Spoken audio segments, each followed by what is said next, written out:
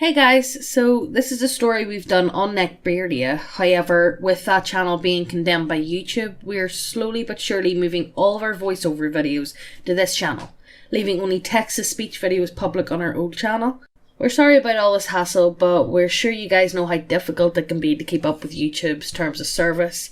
But the links are down below for a video explaining the situation if you want to learn more, but let's get into the video. Yo, listen up. Here's the story about a little guy who usually GMs. That would be me. Scratch record. I usually run the games for my group, and have been since we were all in high school.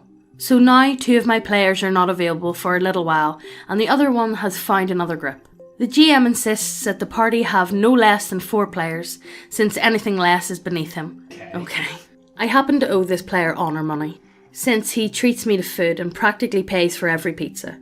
And these kinds of favours are to be returned. When he wanted me to join, I told him to go fuck himself and pass the Cheetos. He insisted, and he's more than a little persuasive. So I joined the game. As I understood when I was being filled in and welcomed, is that it's a Mass Effect inspired universe, with all the best parts of Star Wars using a system I've never touched before. That might just be a homebrew since I've yet to see a rulebook. So my friend takes me over to the game store where they occasionally play and fish for players. One of the group's players who helps the character creation meets me, all smiles and excitement like a salesman. Later turned out that he is one. So he gave me some handouts, neat little booklets with setting info, basic rules and character guidelines, including a bio of all the playable races. He goes on to talk about their escapades in the party. I'm replacing a face-type character, who had connections and diplomacy, who seemed like he'd been in for the long haul, but left after their second session and heavily recommends that I should take up the same role. It sounds like there's potential, so I get a blank character sheet and begin creation. I skim through the races despite already resolving to be a human, and read about the rather interesting cultures, physiology, psychology, fertility rates, gestation length and maternity quirks.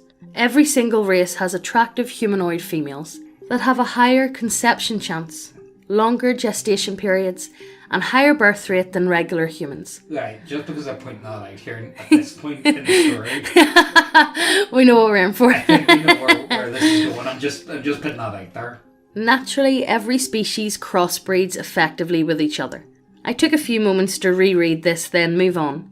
Creepy, but I gave it the mistake of a doubt. In the general rules and guidelines section, I found that female PCs get rather hefty experience point bonuses for pregnancy and childbirth. So like the dole over here. Yeah, pretty much. It sounds like this is getting why would you want to be pregnant in an RPG game? Fuck knows. The mystery was unravelling, and I hated being right. I've heard ominous stories about this GM, but now I had a solid picture coming to clarity.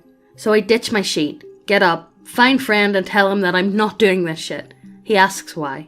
I tell him. He tells me I've got it all wrong. This is not a DM.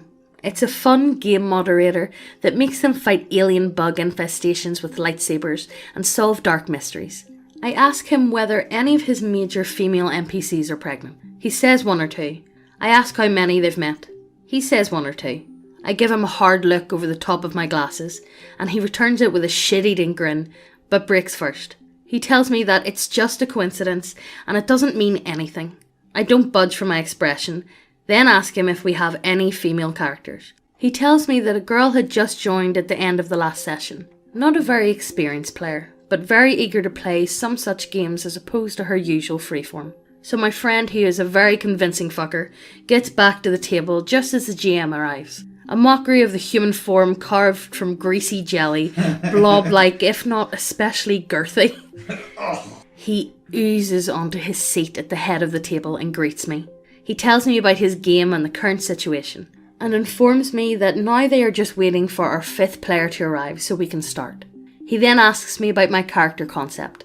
I tell him that he used to be a hardcore enforcer officer before he was politicked into a dead end for his career by corrupt higher-ups, and quit to later join the current group after several years' spiritual journey across the stars. Nothing special. I told him that I usually play rogues or private investigators, so a more combat-oriented character was new for me. He told me that he is all for male players playing female PCs. I nodded and quietly increased my toxin and disease resistance. Oh, sweet mate. Why does he want you to, Like you're pregnant? Stop it. Does he have some weird, like this is a weird I don't want to fetish. think about it too much, No, so we it just is a read. fetish, Megan. Anyway, I casually ask him what kinds of threats the party generally faces. He informs me that shouldn't colour my character creation process, and I tell him that I'm pretty much already done. He reads over my sheet and wonders why the hell I brought so much wrestling in a setting with guns and power blades. I tell him that it was my duty to take criminals alive when I could so. As a peacemaker, I should have plenty of non-lethal options. He tells me that in most of the major cities, male criminals are killed frequently because females, what? especially murderers, are tasked with replacing those they have killed. I inquire no further on account of a very graphic imagination and too much time in 4chan. I only have a handful of points left, when our little circle is complete by the fabled female player. I say hi. She might not be anything like a traditional beauty of the modern age, but this girl is hitting most of my sweet spots. Just a tad chubby for my tastes, but otherwise almost perfect. I introduce myself a little lamely, the vicious scourge that is my tongue, bashful in the presence of a cute female. The GM declares rather imperiously that his Titan flub is not yet sated and requires the most succulent of game shop concessions, while the only experienced player of this party is off in the washroom. I ask the girl about her adventures in the last session, and friend warns me not to sink the ship before it sails. What? Okay. I know it. Let me just read. I don't want to even think about it. I just want to read and get shocked. Alright, okay. Time passes and the game begins. We are given no recap. The rest of the party begins on their ship, landing in a hangar on the planet. The moment they land, an individual described as an incredibly tall and beautiful man wearing exquisite robes leads me and another person on board. He introduces me by my character's name and tells me that I'm joining the team. The other stranger is apparently the last of an incredibly rare and extinct race. A princess, in fact. She has access to all of her race's remaining treasures, but knows of no other survivors of a genocide virus that wiped out the remainder. Corona. I ask what she looked like. He described her as a young, scared, but still regal looking. She stares at us with large, dark eyes on a cute, pale face and pale hair. Mostly human except for some features that are a little off, often in attractive ways. The most experienced player, from now on known as Snively? Snively? We'll call him Snively, won't we? We call him Snively, I think it sounds better. Alright. Grinned like the most jovial of retards and asked what she needed help with, unbuckling himself from the pilot's seat. Oh, He was thank a God male. it said seat. That's all I'm saying. He was a male vivar.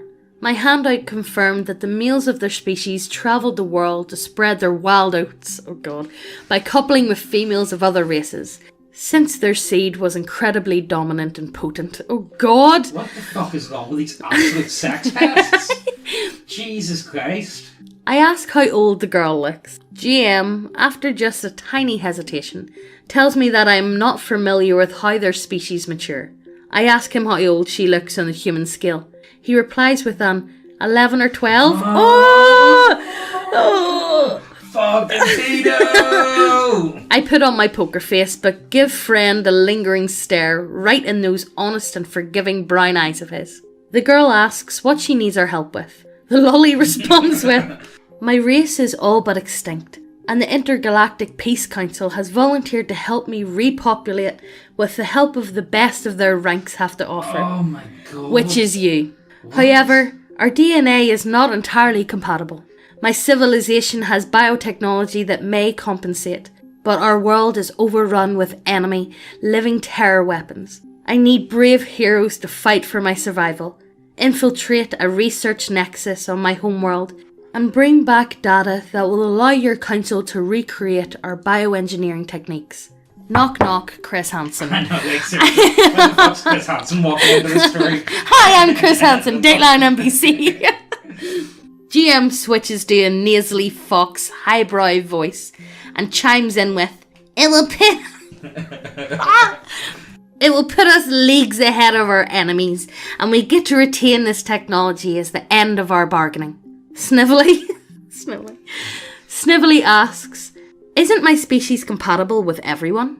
GM answers, "Yes, but you just create a member of your species after mating." She doesn't need to know that.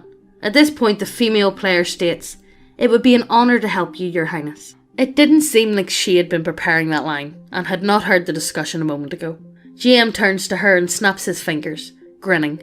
Oh, by the way, give me a health roll. She rolls rather poorly and the GM looks unhappy, and actually mildly broody for a while before stating, You'll feel fine. I felt worried. Yeah, I believe that.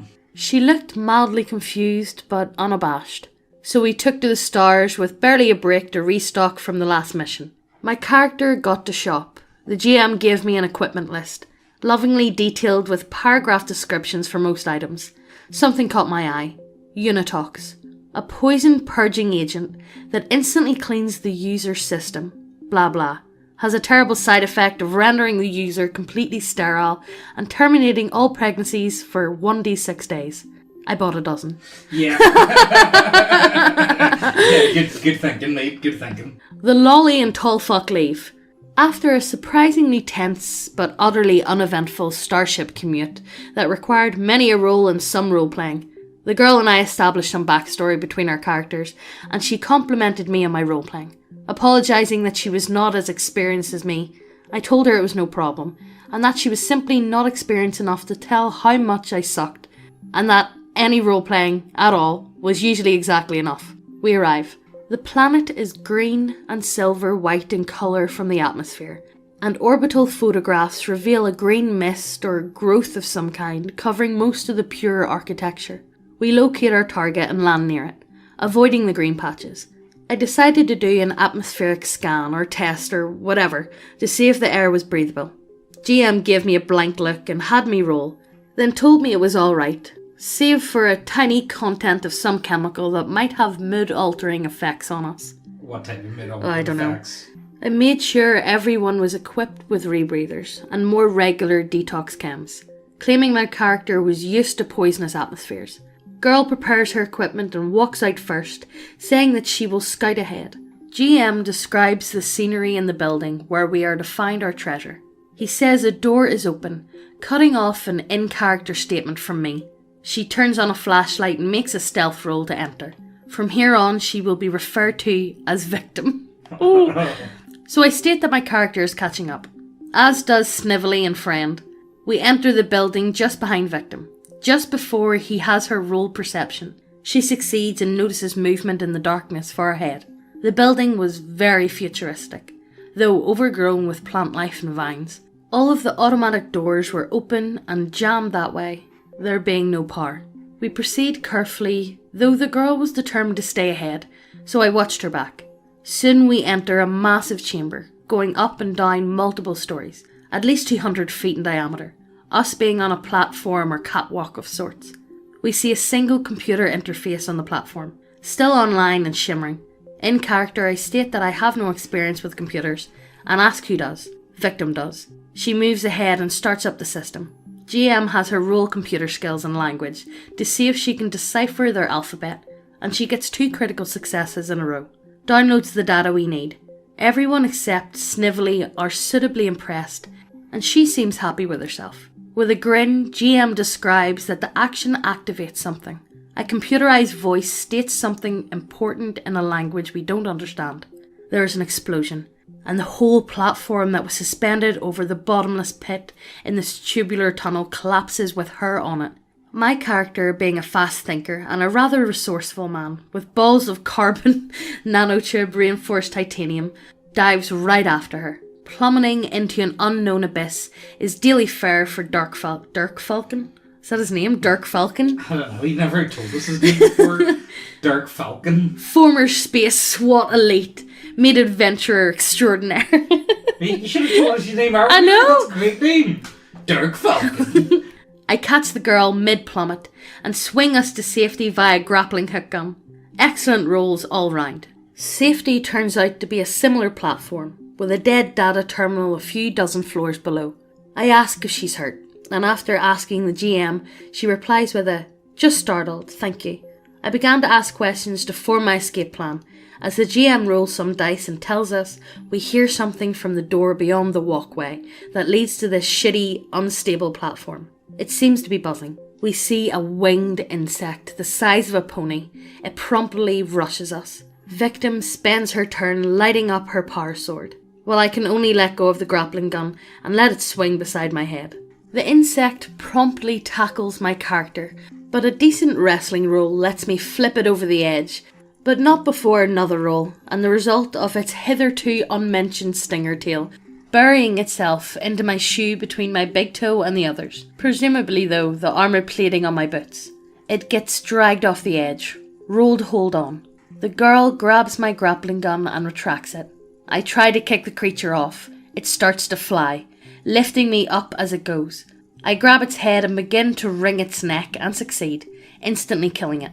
No space bug is a match for Dirk Falcon, but now I'm falling. The girl rolls to catch onto me with the grappling gun and succeeds, my armour being the only thing that stopped it from crushing my ribcage.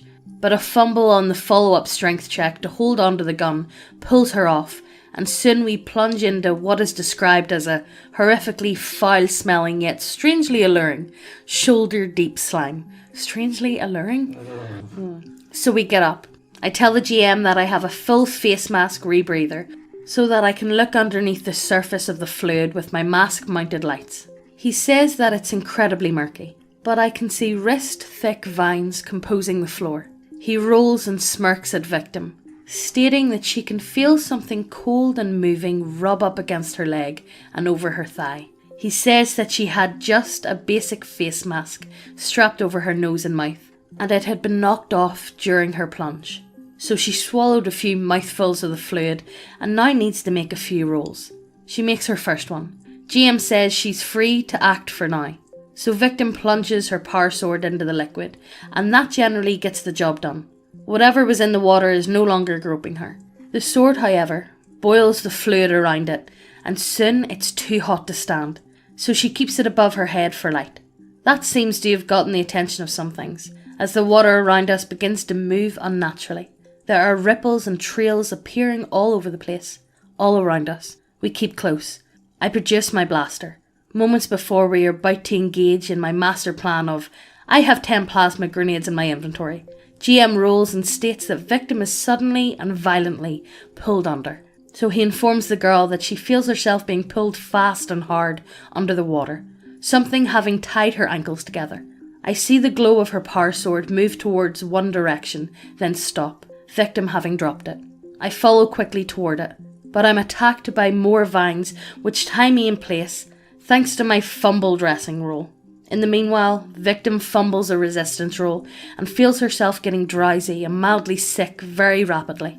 I have to commend this girl. She was role-playing everything to the hilt with much gusto. Even as GM described her armour and soot torn off. Even as he described her suspended from the ceiling by a tendril that had buried her wrist in goo. The first time she hesitated was when her legs were forced open. When the words, "It approached with the intent of violation." She looked more uncertain, but decided to pin it together with her legs with a wonderful roll. I think the dice gods were objecting to what was happening here, so I fought around with tentacles for about half a dozen rounds, before I finally roll well enough to access my wrist computer, which holds a remote reaction command for my grappling gun. Girl had clipped it to her belt earlier, so there's no way it was dropped, and the grappling gun can lift upwards of 250 pounds. I had paid for an extra strong space winch, so I am pulled directly to her. Hundreds of tentacles lash out to grab me, some succeeding, but not before I dropped a plasma grenade, broiling the vast majority. Victim received a phone call and told us she was being called away for about an hour. She seemed reluctant to leave. I take it the girl isn't aware of what tentacle rape is. The GM had her make one last roll, and she passed out from the liquid in her system. She says her goodbyes and BRBs, and is off. In the meanwhile, Snivelly and friend had managed to come across a room, covered in what looks like humanoids plastered to the walls with strange, flexible, slippery gunk. God. They cut it open to reveal a woman, same race as the princess, still lolly-aged, if just a bit older. Snivelly starts to get an awkward tone to his voice. I remember him grinning, fish lips agape. Oh, jeez. Get Chris Hansen in here now. Knock, knock! To the moment the girl leaves, GM turns to me and describes how the tentacle plunges into her cunt. Oh my god. And begins pumping fluid into it. He describes it in great detail. I could swear the fucker was drilling. When he finished... He finishes it with, "This is what they do," as if in response to my look of horror. It's a genocide weapon, you realise. It makes them unable to propagate their own species. Oh, and around this area. He gestures to the diddled up map of the chamber. The whole floor raises up, and what looks like a fish head with more tendrils coming off of it, like hair coming up, and opens a massive gaping jaw with a smaller mouth inside, and it roars at you. I rolled to toss one of my plasma grenades into its mouth, and rush the bastard on the subsequent turn.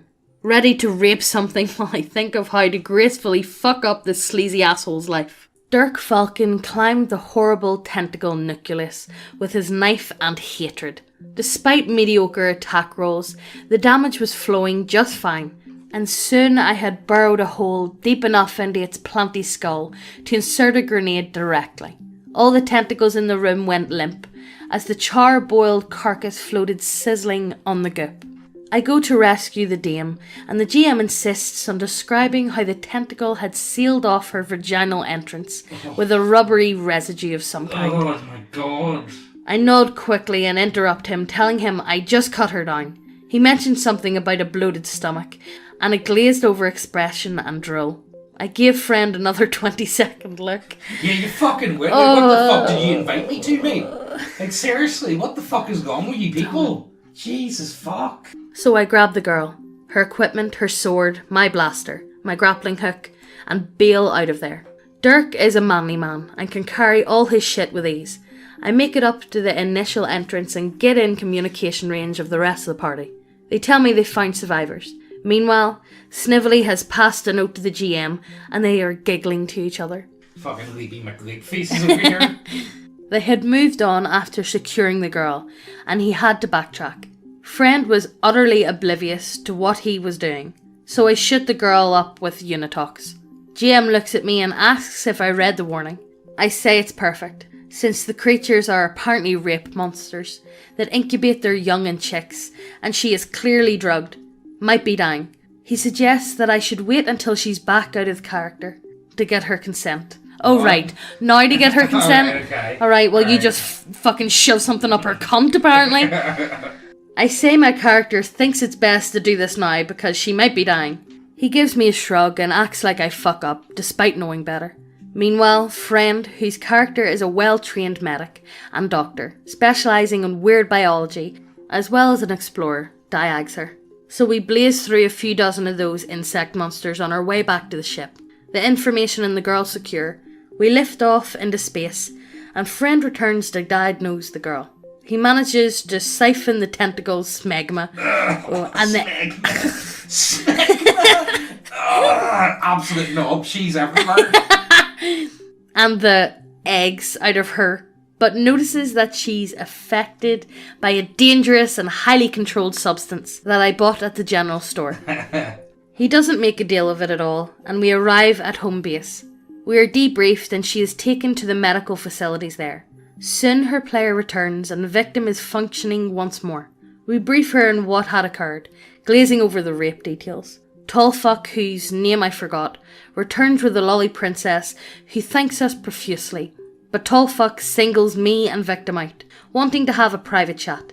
It appears that terminating a potential pregnancy, no matter from what and no matter how early or unwanted or unlikely, is considered punishable by death by the Galactic Accords. Okay. That's fucking, to be honest with you, whoever came up with this one is an absolute sex offender. This fucker came up with it! The slug monster came fucking... Mate, imagine showing up for game night, right? And you roll up, and then this fucking like slug monster just lurches and crawls. It's Muck from Pokemon, but with a fedora. Yeah. Jesus Christ, what the fuck is on? But like, let's just get this. Let's keep going with this. Let's keep going. So victim comes back in person. She is ready to play some more, and she brought snacks. The GM allows his GM PC to relay to her the story. As upholders of space and law, which we apparently are, okay, they must punish me. They had also found a fertilized embryo, which must be re-implanted into her right away, or break space law. See, this is why you just get up and leave. Just leave. Just fucking leave. Mum, please come pick me up. I know, please. So I point out that these things are not native to their world and are in fact a bioengineered terror weapon. He states that that doesn't matter under space law. She says she doesn't want to be pregnant with a hideous creature, let alone pregnant from rape. She was saving herself for marriage, after her sister was taken against her will by a rapist, and begins to roleplay her character becoming emotional. Dirk Falcon quick draws his blaster and shoots the syringe with the rescued embryo that the GMPC is holding, and rolls his best roll of the day, rendering the potential tentacle rape baby into space vapour. Good. Fucking good. So Tolfag pulls out a device of some kind and points it at me. I am teleported butt naked in a spherical chamber of sorts. It's padded and obviously a holding cell. Victim is not happy with this. She quick draws her sword like I did and attacks. What's your margin of success? My what? Your roll subtracted from your character's skill with swords. Oh, 14. Huh? So that was where all of her character points went. GM begins to argue that she has no reason to do this. She claims that I was the only friend she had in this game so far, that she's emotionally unstable after what had happened, and that this guy just tried to implant her with a monster. Damage is rolled. Silences are had.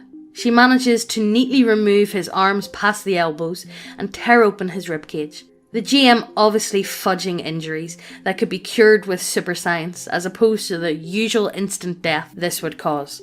I'm pretty certain that this was the guy who signs our paychecks.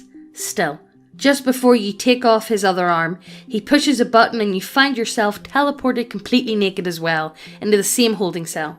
GM looks at me and says, I know you're new to the game, but you shouldn't have done such stupid things. Shouldn't be such a fucking dirty pedo bastard. These NPCs are here for a reason. He managed to enunciate that in the exact way I hate the most. I did what my character would do in that situation, I stated firmly. I don't regret any of it. Guess you'll have to learn. So I move beside the cell door and wait while talking to the girl, trying not to stare at her naked form. She tells me what she did. I tell her that she was stupid and she should have ran or abided the law or anything. She tells me she knows that this way we get to have our own adventure. I tell her yes, an adventure it will be. The cell door opens and I flex my massive wrestling skill by wrangling the first guard through. These guys seem to be dressed like futuristic hospital orderlies, more than prison guards. So I use him as a human shield against a few stun blasts that go flying through the door. Toss his shock baton to victim and proceed to use my hostage as a meaty battering ram, but not before I'm accosted by over a dozen stun blasts from all sides. Since I resist them like a champ though, a couple of fumbles later and I'm out cold. Apparently they surrounded the cell by 24 guards on a moment's notice, and they simply gassed the cell after to knock her out. I was pretty pissed. My character comes to long enough to see her being dragged away down the hallway by men in hospital masks. They give her some treatment to counter the effects of unitoxin, and I'm taken to space court for space trial. Lucky for me, a friend happens to be a space lawyer too, and he's there to condone my actions. Apparently tentacle monster eggs don't count under the anti-abortion laws. Still, this is where the GM chose to end the game. There's some after-game stuff. I'm suspicious as fuck and take a snapshot of my character sheet when the GM's not looking, and tells us he likes to keep the sheets. He'll probably plan for my advantages, if not try to change my stuff, the greasy bastard. I have an I told you so discussion with my friend. I think he really wishes it didn't go like this, but still claims that the GM is just into really detailed and adult sci-fi settings. That's one word to put on it. I know. And that nothing of the sort happened before, and that he was just adult about it. I nearly cried. Rage tears. I spoke with a girl. She found the last part a bit awkward but interesting to RP. I told her that games are usually not like this. She said that she liked what I did in-game and really seemed like a hero, like she wants her character to be. I gathered up my stuff and we walked. I opened the door, got on the floor as everybody seemed to try and step on my spilled miniatures and dice, but I got them all up alright. Friend, victim and I got together for coffee after I made arrangements to perhaps play one of my games. I was incredibly disappointed that both of them seemed determined to give this game another go. When asked, no, they didn't really have much fun. There was potential for fun, but no actual fun. And if everything goes like this session, they will play again. So you see now, TJ, this is why I must destroy this game. That was the moment I realised it. I must kill it for the girl, to save her innocence and belief in good role-playing. I must kill it for Friend, to snap him out of this bizarre shaman curse. Fucking is a curse. He doesn't even have tentacles or impregnation fetishes, as this stuff really squicks him. Lesbians are more his speed. I must do it for Fish Lips and Gelatinous GM, for they have transgressed. And I must do it for myself, to purge this taint, to sleep well again. Hey guys, do you like models in your tabletop role-playing games? 'Cause we do too. Do you like having big bitty waifus on your table? 'Cause we do too. We got human biddies, we got lizard biddies, we got orc biddies, oni biddies, cat bussies. We've got everything you want at neckbeardia.co.uk. Check the links down below, it helps us out a lot. Sorry for interrupting the video, let's get on with the story. So the session begins. We find Dirk Falcon floating in space on an automated shuttle. Victim asks whether she could act while she was being pulled away. GM says sure, and the story is rewound to where it ended last. She says that she will struggle, and GM calls for a brawl roll.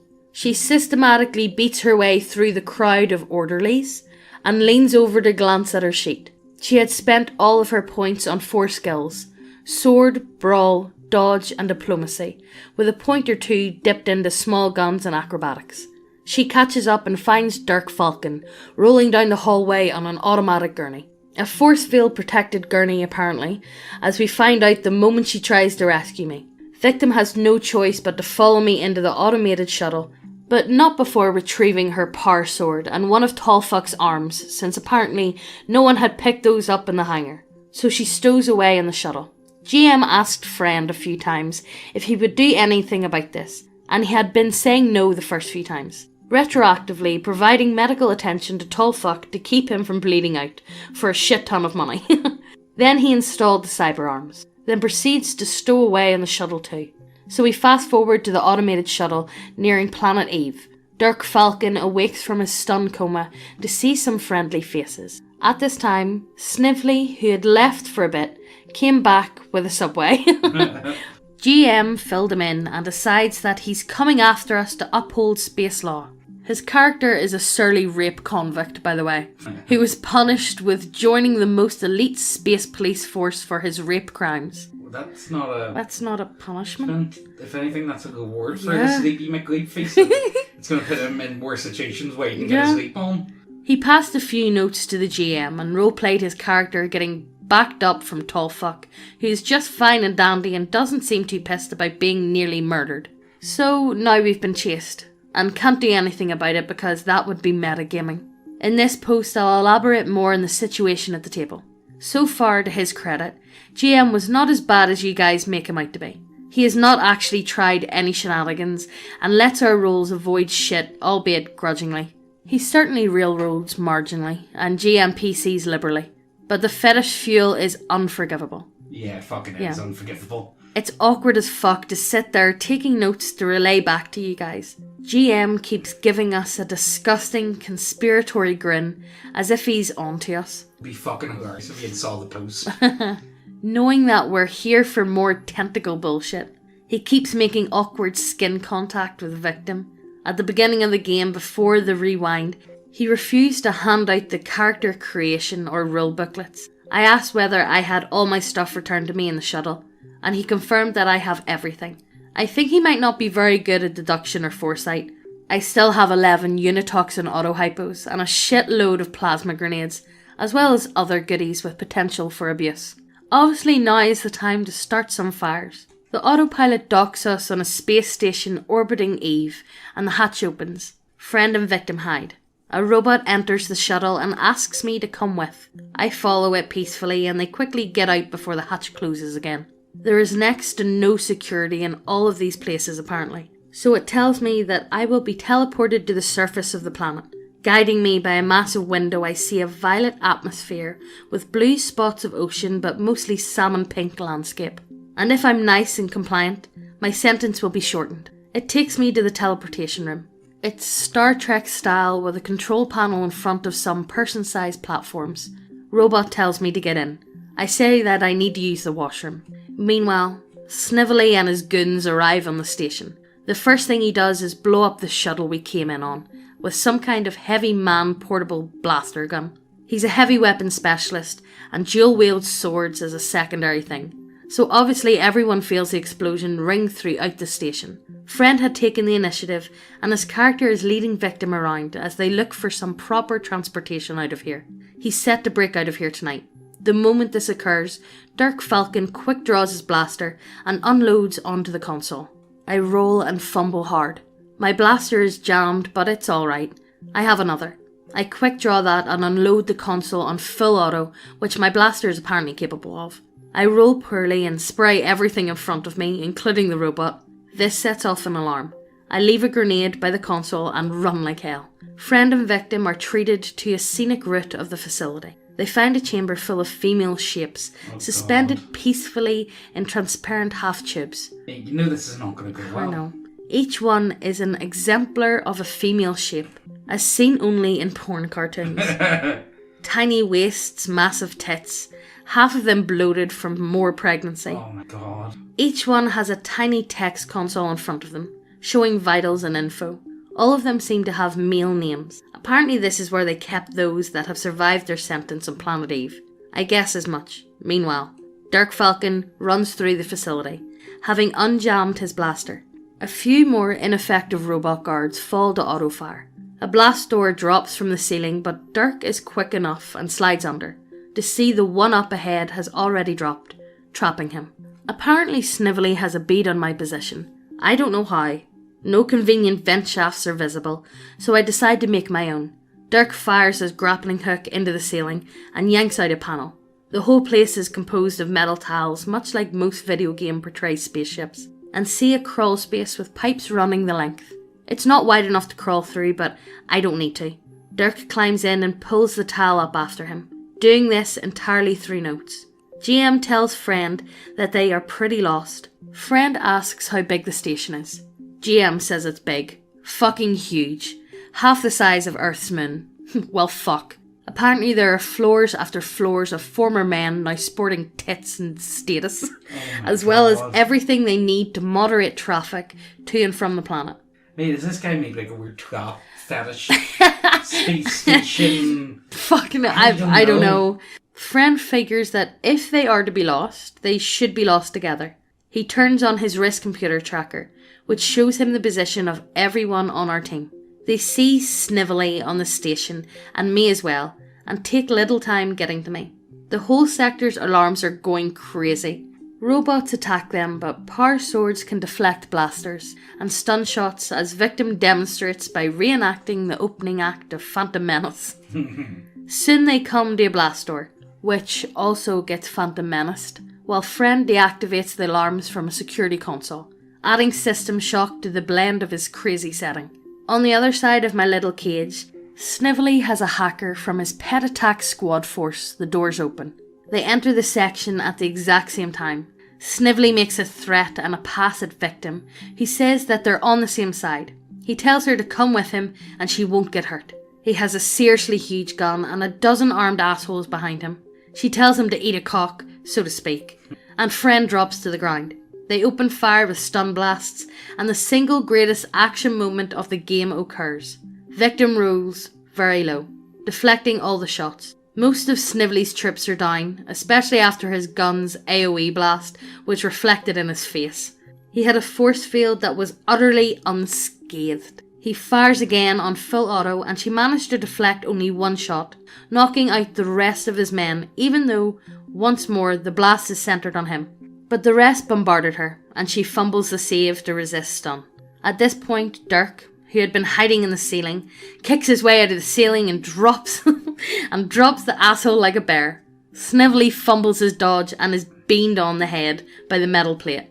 Dirk fumbles his attack and sprawls across him, losing his knife. The conflict is suspenseful as fuck, and rife with shitty rolls on both sides. I manage to get on top of him, but fumble wrestling. He rolls to get up and aims his gun at me.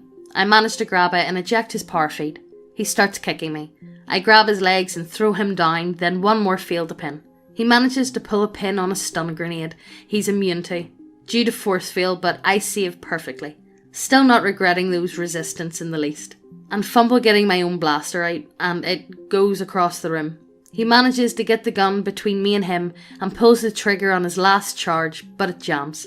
I finally pin his ass to the floor, and friend gets his first aid kit and sedates him. We wake up victim, whose chest is exposed by the blasting tearing off her top. Wait, what? Why? Why is that necessary? That's not necessary. It's really awkward. Let's be serious. Like, you know, I don't know. Maybe I'm too conservative. No, but I don't want this in my games. Sometimes, like, you know, people argue with me in the comments about this shit all the time. Like, you don't like sex in games. It's like, no, I just really want to go play sex with fucking a load of neckbeards. Like, I'm sorry to say, I'm not. No, it's so awkward. It's too personal for me. Yeah. Like, fuck, I don't know. Let's keep going with this, but this is absolute bigly. Fucking weird. I use my jacket to restore her decency, and use Snively's space handcuffs to restrain him.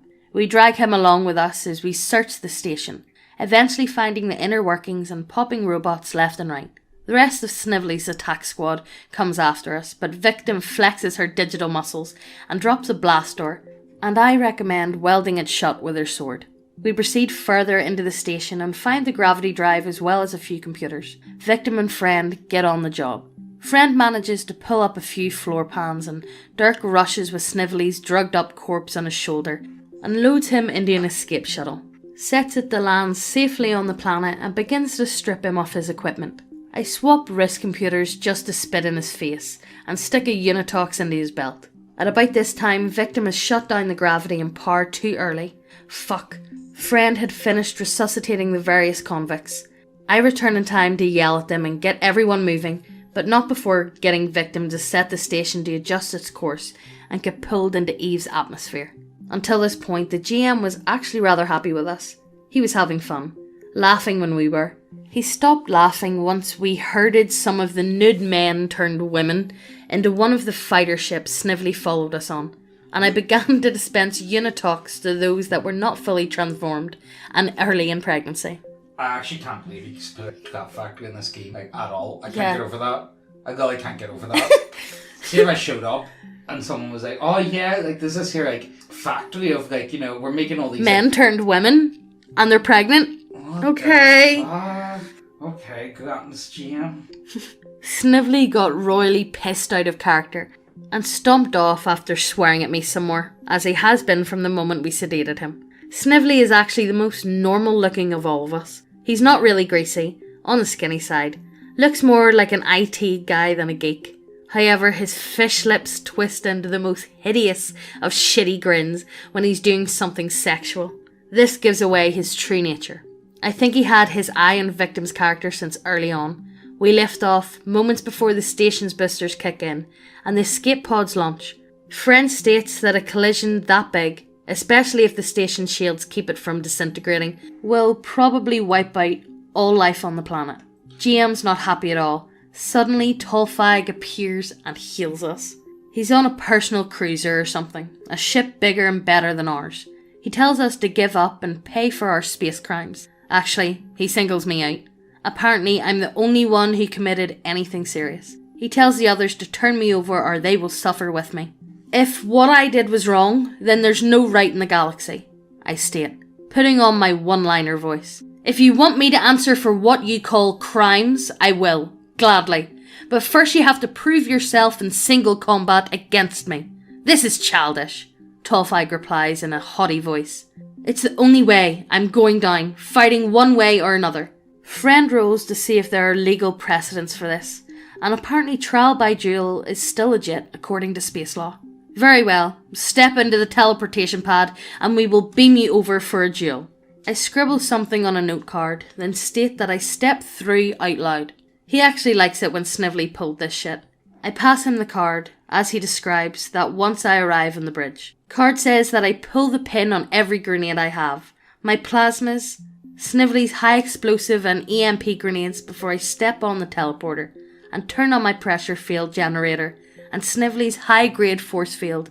Dirk Falcon is a hero, not an honourable man. He takes off his spider harness as he is peppered with stun rounds and lobs the whole deal at Tolfag. There is more than enough ordnance there to level the bridge. GM is sweating and looking oddly constipated, looking for a way out. I state that Dirk will quick draw a blaster and shoot Tallfuck's arm if he goes for a teleporter.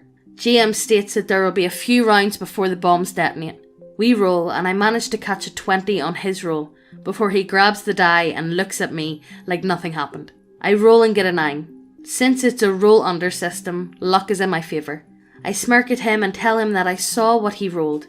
We argued. Fine, roll the hit. I roll well enough to zap the thing out of his hand, but not to destroy it.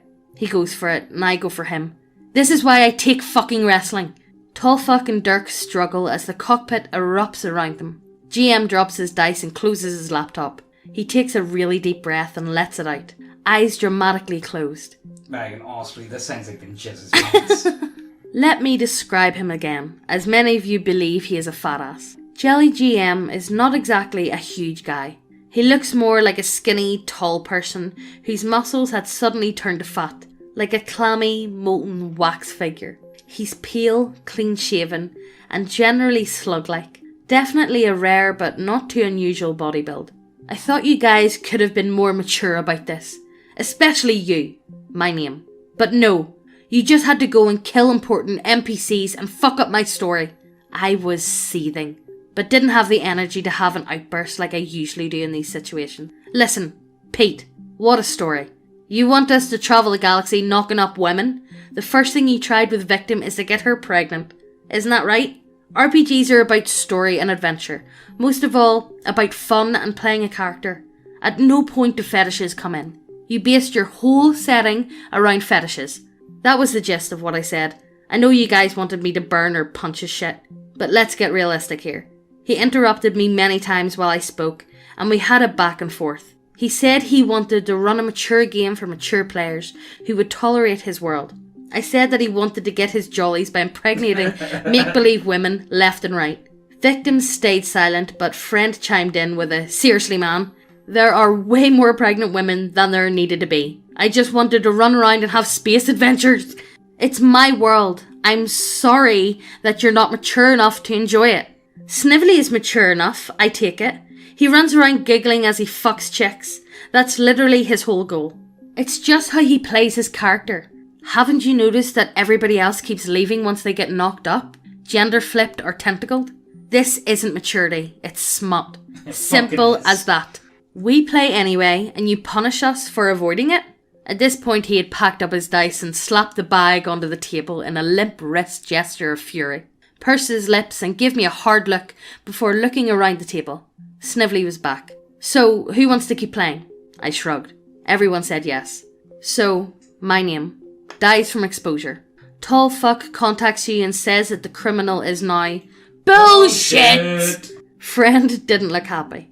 No, Snively's force field could casually resist explosions, and he had a pressure field. There's no way he could have just died like that. And no way Tallfuck could have survived unless he had something like that. Friend is not quite a real lawyer, but more of a champion of plausibility. He reacts violently when things don't make sense to him, and hand-waving is his bane. He argues back and forth with GM. GM's primary argument is, I say so, my game, deal with it. Friend is no longer happy. Victim says that she just wants to play, and not get pregnant. She says that she was having fun deciding running around the space station, trying to rescue me. I tell her I'm sorry for blowing up the game because she looks pretty sad and annoyed. GM says that they can suck it because it's his setting or something to that effect as he packs up. I give him a middle finger and say, fuck your fetish trash. And then another middle finger. You degenerate. Yeah. That is a thing I actually did. I'm not quite as good at dramatic one-liners as Dirk. Friend drops his dice and leans back, blowing out a space sigh. Just then, I smell a familiar scent of cigarette smoke waft in from the front of the store. Okay, that was a bit of an embellishment for dramatic purposes. I actually realised Smokey was in the store when I heard him yell at the cashier for selling him Steele's Sun Chips. He walked to the back of the store, sliding around Jelly GM and Snively as they were getting out where the tables are, and greeted us. I didn't expect him to be there.